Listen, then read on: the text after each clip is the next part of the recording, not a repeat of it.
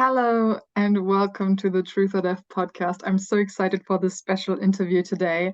I'm back with a wonderful, magical person. I don't want to give too much away because this person has been here with me before. So we're diving right in. I believe so. And hello and welcome back, Mark. Hello, hello, hello. Nice to be here. Good to see you and hear you. Yeah, very, Yeah, very glad that I'm here. How are you doing? You doing good?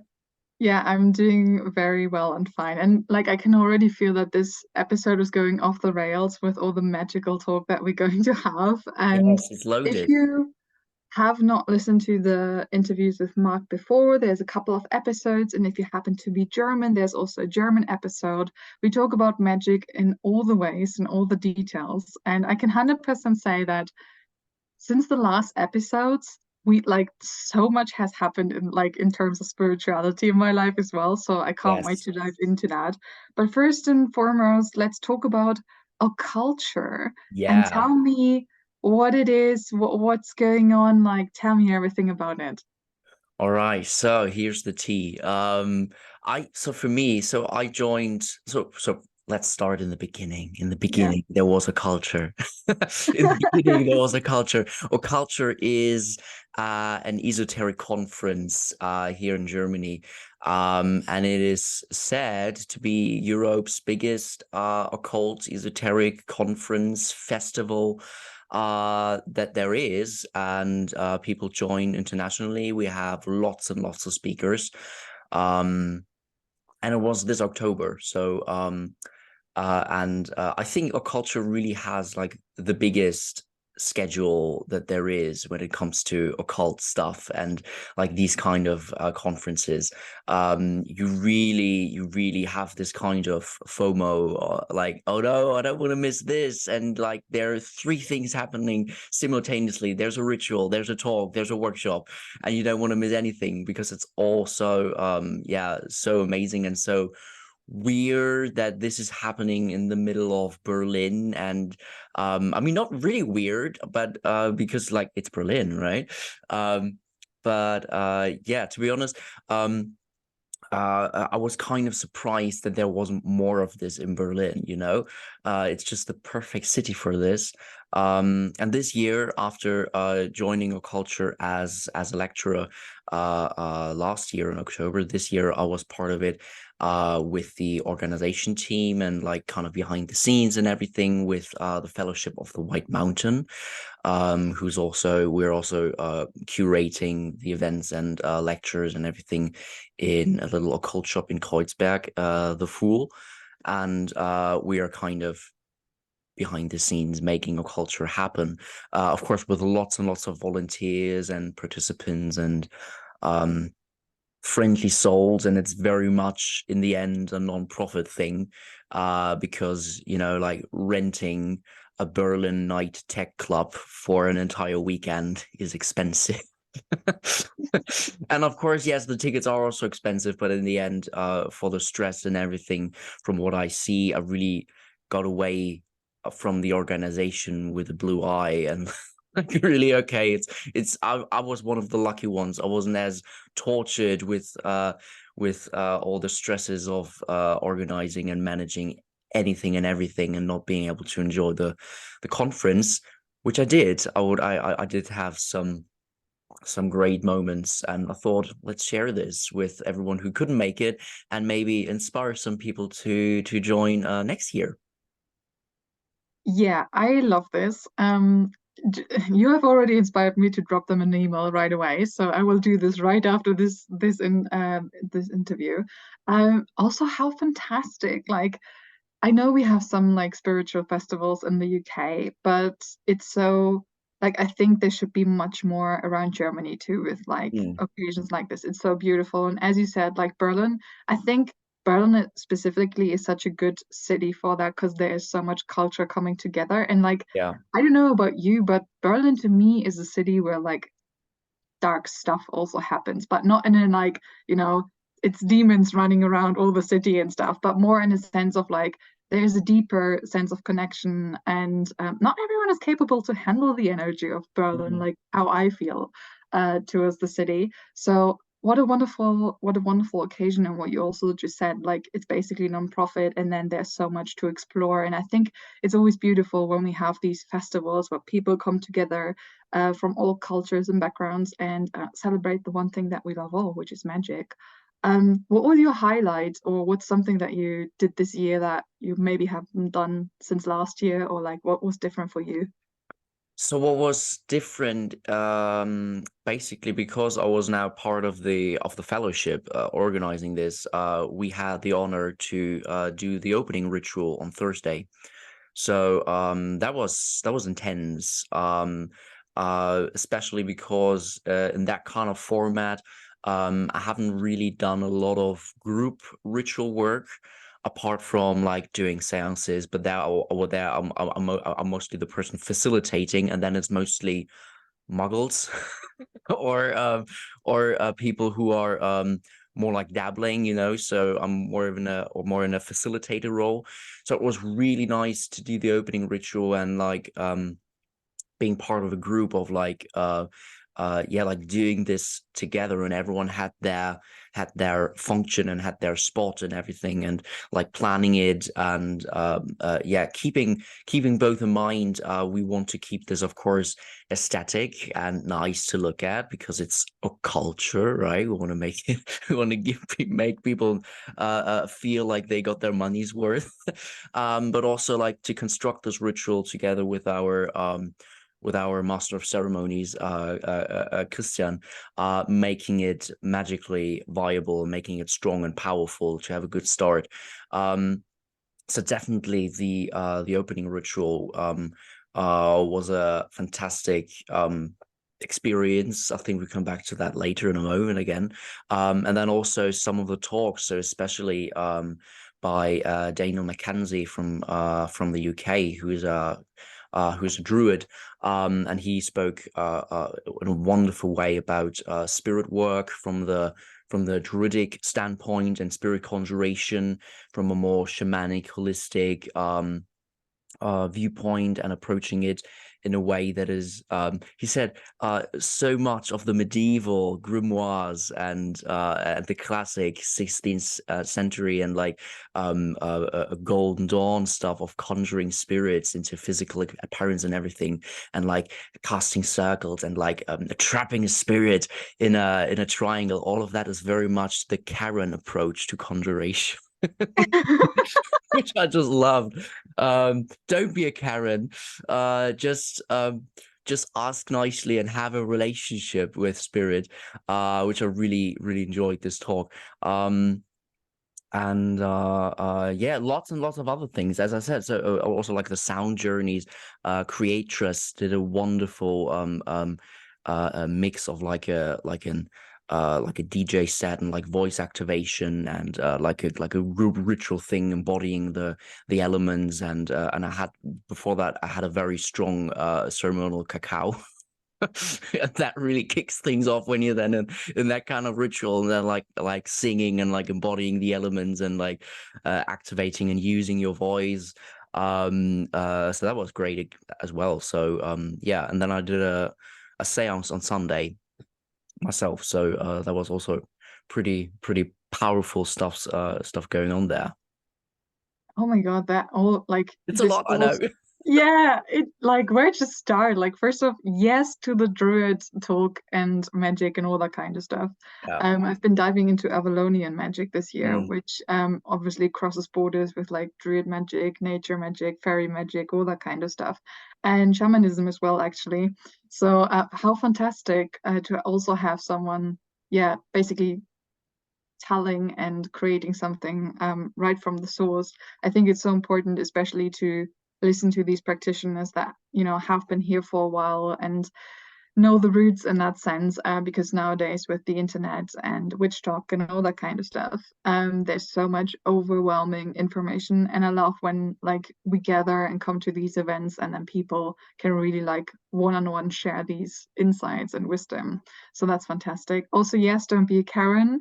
I've literally like it's crazy. I've literally had a couple of conversations recently where this kind of like crosses borders with like um so many situations are so like used for me in the sense of like, use protection in that sense, cast a circle, ask nicely, all that stuff, which should be a common thing. And like, it's kind of magic 101 in that sense.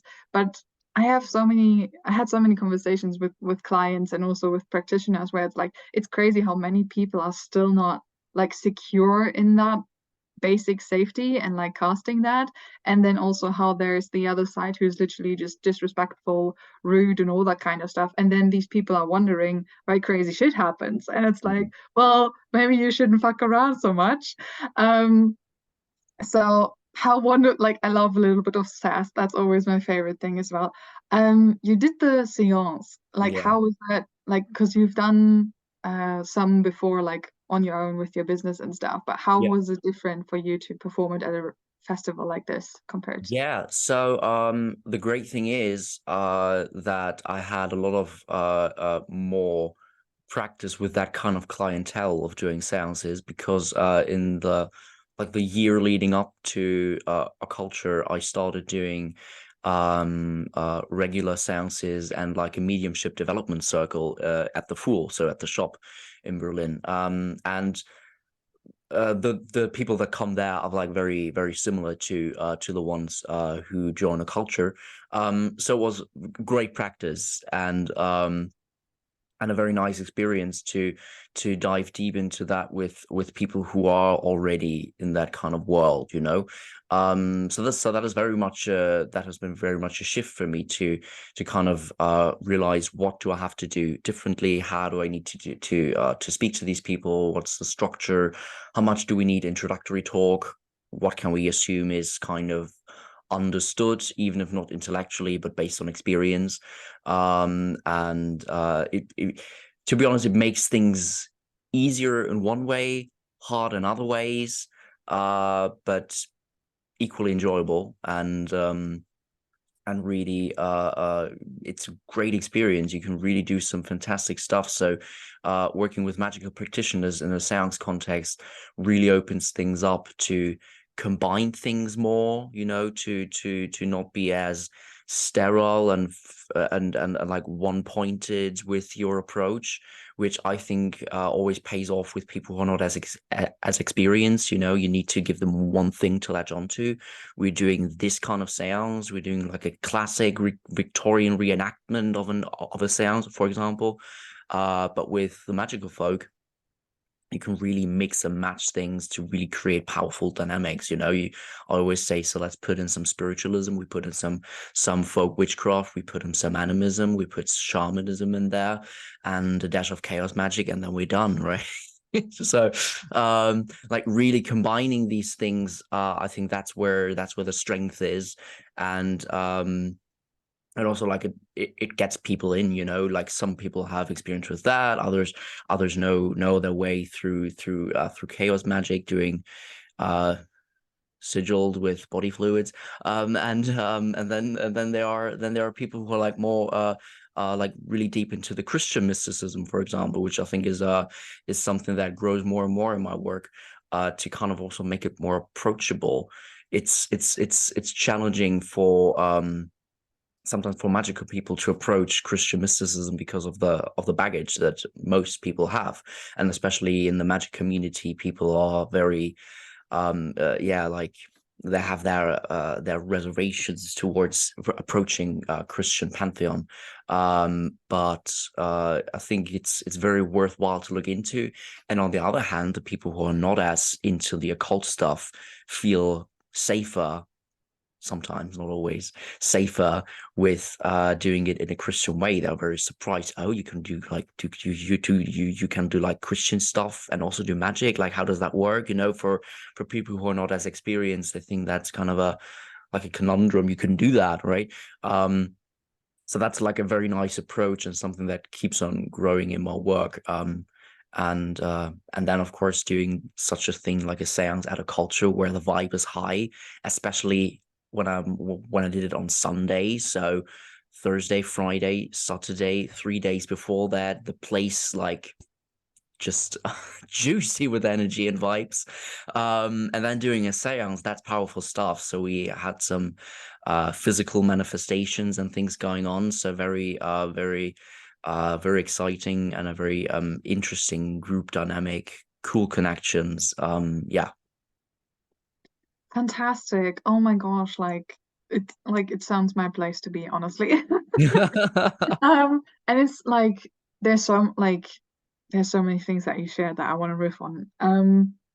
I think one of the things that I think is also really beautiful is like how all these different types of magics are coming together and then create such a unity of like the source itself. And I think that's very beautiful because a lot of times, or like from what I sometimes see, is like there's so much debate and discussion around like what magic should look like or how it's practiced. And this is bad and this is good when this is highly subjective of like how you were raised, which culture you're leading towards, and all that kind of stuff. So absolutely wonderful to hear that, the occulture is creating such a place of unity in that sense. Is there any like new things that you tried that you hadn't done before in terms of practicing magic? Um, I think yeah, things always come back. So in the sense of there's a lot of integration happening after a culture for me. So it was this way last year and also this year there's lots of things going on. And you kind of have to trust that they will show up when it's time because I have like a giant list of things like after a culture where I said, oh, I need to dive deep into this and this and this and this, and you kind of become overwhelmed. So I just trust that the right things will show up. I definitely realigned way more again with the druidic approach to spirit work. Which is something that I had that perspective before, but now I kind of went into it more intentionally again, especially because it was because I had the opportunity at Samhain to do some rituals, which was very nice to kind of work with the structure and the invocation that Daniel Mackenzie provided for us and kind of talked us through. And yeah, so that was the first thing that I kind of integrated and definitely sound came back more and it's always interesting. It's kind of shows you how time is such a funny thing and because I end up seeing how I did things at a culture which I learned at a culture and should have been integrating after a culture, but it's kind of been in my system before that. So it's kind of that thing of, I don't know, there is this kind of study that they did, this weird experiment where they had students um look at the list of like hundreds hundred words or something, and then they just randomly ask them how many words they remember, like based on a generator, like generating random words, and they kind of asked to kind of do the test, and afterwards they were to study and learn the list properly, and it ended up that the list that they learned properly generated randomly are the few words that they remembered naturally, right? So it's kind of like succeeding at the test and learning after the test, right? And that's kind of how I felt at a culture. So, for example, with the singing that I mentioned, which I did after my seance, that was the ritual after my seance with creators with the elements. And I really again felt like the power of like the voice and like activating the voice and how it really connects with energy. And then I realized how I already kind of integrated that before knowing that and experiencing it by going into the seance and saying, let's sing, let's do some singing, let's go kind of way back into like spiritualism where, I mean, I don't want to have people sing hymns for 3 hours. Um, but just activating the voice, raising the vibes, and like growing, like building that connection as a group. So yeah, it's kind of funny how that plays, how cause and effect kind of swap places and intermingle and kind of play tricks on you. Yeah, I totally agree with that. So my recent biggest spirit journey was I went to the Spiritual Wellbeing Festival in Birmingham, which is Mm. an organizer that does it always twice a year in London and Birmingham. And obviously it's just, I can imagine similar to Occulture. You go there. I've just went one day on both festivals this year, but just one day is just so buzzed with energy and connection to people. And I did a shamanic ceremony there, and then also afterwards met Lisa and Richard again, Lisa and Lister and Richard Lister, who both had talks. And Richard is like me, a Nordic practitioner, so anything Mhm. with runes and the Nordic gods and stuff. And it's always so funny how even like I know so much about it, it always comes back in certain times and moments in your life where it's like, oh, now this is opening, and now this is the reconnection, and now this is leading me to this. So it's so, and what you also just said with like time is such a funny thing. Like the more I dive into certain practices and like things side by side, even with like quantum physics, right? You like to me, quantum physics is very similar to what we understand in certain concepts of magic, like how time works, how manifestation works. I bet a lot of scientists would disagree. But here I am challenging the system. Um, and it's so To I the just like, pitchforks. yeah, literally. And it's just so like what I love about this is like after events like this, you just come home and you're like, my God, like to like get inspired by, because like for me what I realized this year, and you might resonate with that as well, is like I just can't do superficial magic anymore. Like I just can't sit in a manifestation ritual anymore and like wish that my next month is going to be great. I need to sit in a room where it's like, okay, let's talk about the next year, or like let's talk about the next spiritual journey that you want to go to. And dive even deeper, because I think especially in like these deep practices and when we look back at certain traditions, that's really where like even more magic opens up and is like it's just so like I'm always so in awe of like what's more to explore and how much Mm. more we can learn from it, especially as like young practitioners. And like I always like to pass this on as well, like yes, obviously certain traditions are very outdated in the sense, yes, patriarchy and all of that. Um, but then we have practices where it's also important to look back at the roots so that we can then figure out, okay, how can I create this into a like nowadays approach so that it becomes like a respect of the tradition, but then also creating our own magic in a new form. So essentially that was my little riff on like tradition and including our own practices and creating new practices and paths. So yeah, there was no question to it. This was just me riffing. Very good. And I trust that the last minute of this was very enlightening. Thank you. I had to just run for a moment and do some emergency stuff. So all good. Yeah, fantastic. Yeah.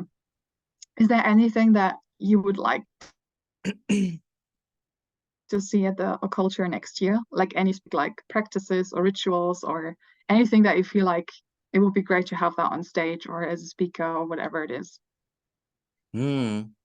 I think, to be honest, I think it just finds us, if that makes sense. It just comes along.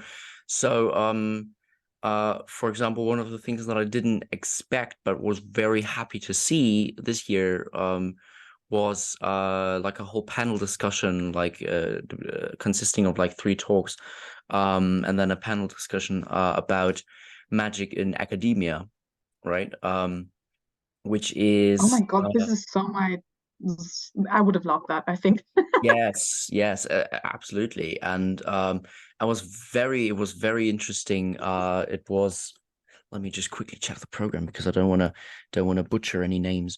It was so interesting to kind of see that uh um well that perspective, to kind of being able to appreciate how magic has a place in academia, and also like being encouraged to have practitioners in academia about magic, and not just people who talk about it and don't really know anything about it, right? So I think that is a very worthwhile thing to kind of integrate, to kind of say, oh, there was this one point made where it was said, uh, uh, people are very afraid when they finally do end up being kind of respected for doing magic in academia and kind of talking about this and writing about it and studying it, that they're very afraid that people find out that they are themselves a part of that, and that they do practice magic. And it's very weird because if you think about it, you wouldn't do that. You wouldn't do such a thing for someone working in theology or in or like a or like a professor on Kabbalah or Jewish mysticism. Oh no, have you heard? They're actually Jewish. like no one would think twice about it. It's just it just makes sense. So I think that was very interesting to kind of to think about.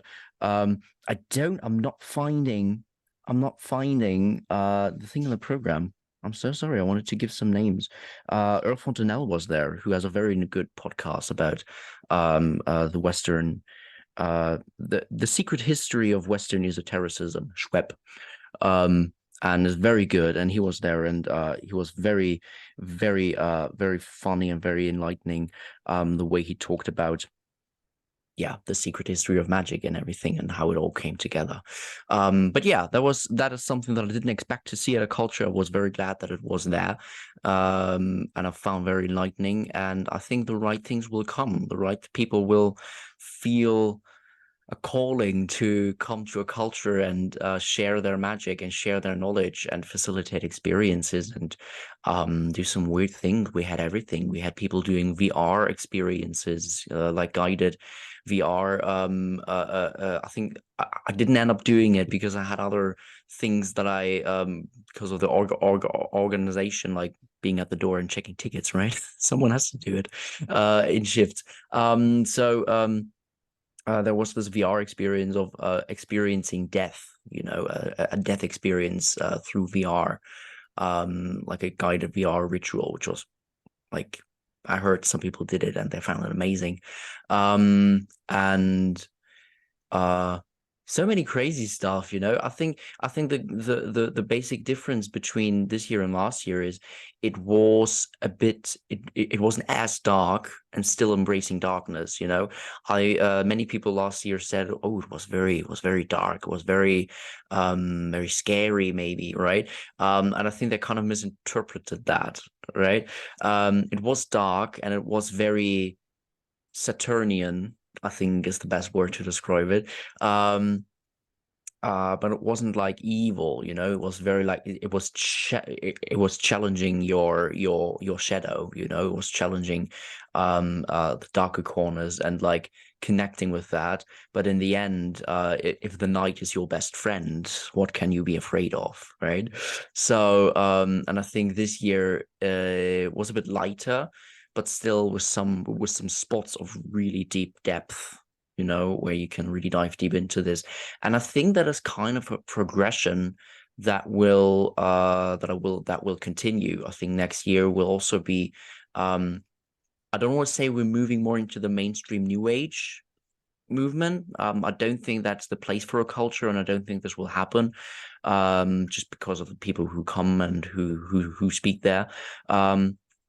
But I think moving it into a direction where it's more approachable and kind of on the outside and then sucking people in, like drawing them in. So I think that is what will probably happen, and that's kind of the energy that I feel, how it's progressing to be on the outside, be a bit more attractive to people who don't know much about it, but then can really dive deep into it and find themselves in also these dark places, but in a good way, a dark place for healing and for reflection. So that kind of shows with with that we had like day tickets for, I think, Friday and Saturday we had like day tickets. Saturday evening was like art night, so it was a bit more open to the public, right? Funny story about that. I was doing on Saturday night on the art night. I was at the entrance, checking people's tickets for the evening. So people who didn't have like a whole conference ticket, and there were lots and lots of people coming because they thought, oh, it's nightclub at the night, right? It's nightclub time, and we want to go to the techno party, as they always do on Saturday at that venue, right? At Anomaly Night Art Club. And they kind of came, and we really tried to tell them, because we kind of suspected that this is what they wanted, and we said, no, it's a culture tonight. It's like magic. It's like a conference. It's not techno. I mean, there are some DJ sets. That was the confusion. We had DJ sets. Right, we had DJ sets, but they were like, oh no, we know Enzo. Enzo is playing here tonight. He will get us backstage and everything. No, it's all good. It's all fine. I mean, we can pay the tickets for the night. It's not a thing to worry about. We can just do it. 10 minutes later, they're back at the entrance. This is witchcraft. We're like, yes, yes, we told you. We tried telling you. It is witchcraft. And then because like when you go into a culture and you think, oh, this is just a techno night, like we just do some dancing and everything.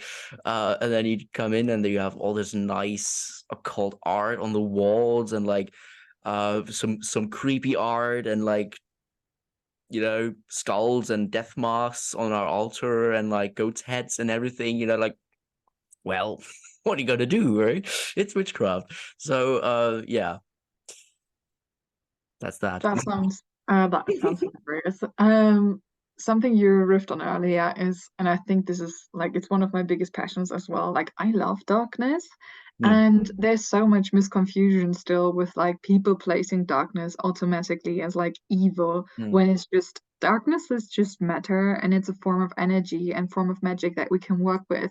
And I think despite obviously the changes that you guys did, I think it's also so beautiful that you are pointing it towards the direction of like we have this VR experience with, experiencing death. We have this talk, which is maybe about chaos magic and all that kind of stuff. Because in my personal opinion, we have a lot of motivational talks and manifestation stages. And don't get me wrong, it's fantastic that nowadays we can talk more openly about like tarot cards and astrology and all that kind of stuff, thanks to a new age movement.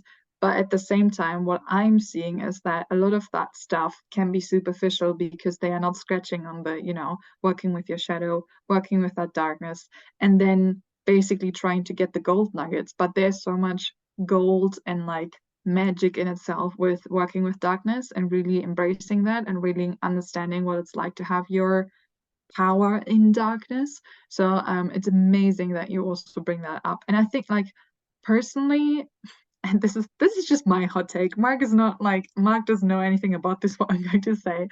I think if you're afraid of the dark, you have work to do.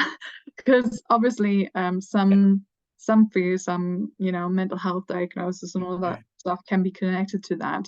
But my personal intake and from my history as a human being and what I've been through, the more I started to explore darkness and work with it, the more it became like a friend and a helper along the also forming the relationship with death. So, because in my mentorings and stuff, I work with death pretty much all the time. Because the thing is, like, when you want to embrace change or when you want to have a certain change coming in your life, there is an identity death happening. So even if we don't really work with, the matter of death and dying itself, there will be a transformational process within my mentorings. So I think it's really important that more people don't shy away from it. And I think it's great that our culture embraces that, because if we had more places like this, then I think the balance between like, light workers, darkness and all that kind of stuff would be a bit more higher up and it wouldn't seem so scary after all. So amazing. I really need to go. absolutely. You need to come. Yes, absolutely. Yes. Yeah. Is there anything else that you would like to share or anything that's on your heart about magic, anything at all? Maybe one thing from the opening ritual that I was that I found very interesting is so I had the idea of how about so it was kind of the opening ritual was structured in triangles, right? We had triangle, we had people at the on the sides, and then we had people on the inner circle and everything. And I said, how about we have a mirror hanging from the ceiling, which is spinning, right? So it's kind of like a huge mirror. We had on like with mirror on both sides, so it could like spin and you would be mirrored on both sides, right? And I had the honor to spin the mirror.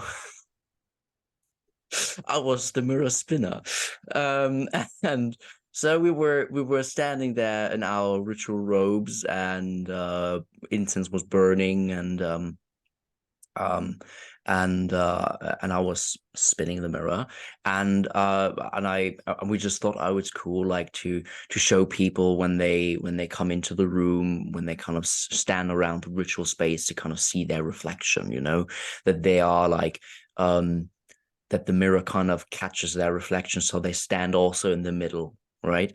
Like these kind of thoughts. What I didn't realize, and kind of in the middle of the ritual, what started to happen is I was looking into the mirror, and because it was spinning in such a way, because both sides were mirrors, you kind of could look behind you and follow through the entire room. So you kind of had a 360 view of everything. You could see behind you and then follow the mirror, and then could see in front of you because the mirror was kind of on the edge. You didn't see anything. You could just look straight ahead and see the actual end of the room. In front of you, and then the mirror would kind of spin again, and you kind of see everything. So it had a 360 view. And if you were looking at it, and at least I did, it kind of started to play this very interesting illusion on your mind that we as a circle were turning and spinning around the mirror, so that we were moving. And that is like so trippy, especially in such a ritual, it really started to look like that, because you, right, basically you see behind yourself, you see your environment turning around you, so that it kind of then feels like you are turning.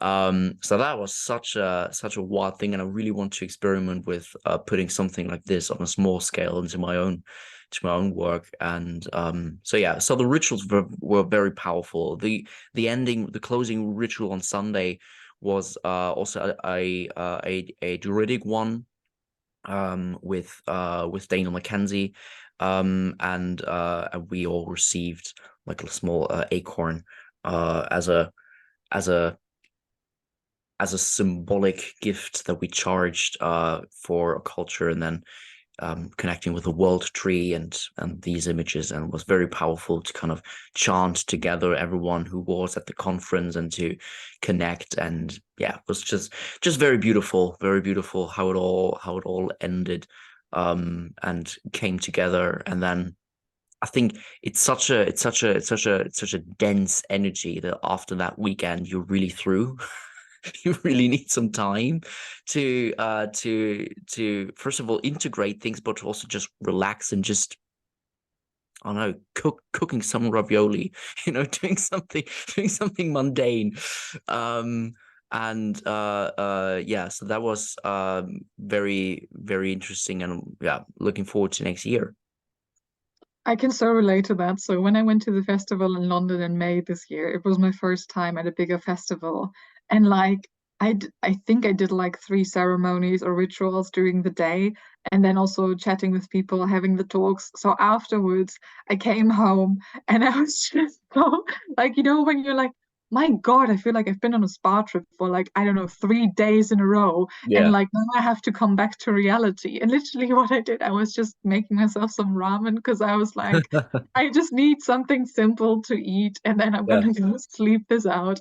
And then the Monday after, I also had a bit of like what I call like a spiritual hangover. When Mm, when you were at the ceremony where there was energy healing or anything like that, and you're just like, oh my God, I can really feel this shifting through my body, and you just need another day to get back to life. Thank you so much for sharing everything. It Thank was you so fantastic much. to have a chat again. Yeah, I Yeah. will drop all the links, how you can find Marc, how you can find the occulture, and Yes. hopefully visiting yourself. I will make an effort to be there Yes, please. and finally get in touch, because I'm pretty sure the last interview I said the same thing. And I'm I will really, hold you accountable. yes, please We hold me all will. accountable. So thank you so much for having this interview. Yeah, if you have any questions for us, just drop us a message. We will be there on email or wherever you want to reach us. It was Absolutely. fantastic to chat. Wherever you are in the world right now, we hope you have a fantastic day, night, or onto the sweetest of dreams, we hope. And we hear each other next time on the TOD podcast. Thanks so much.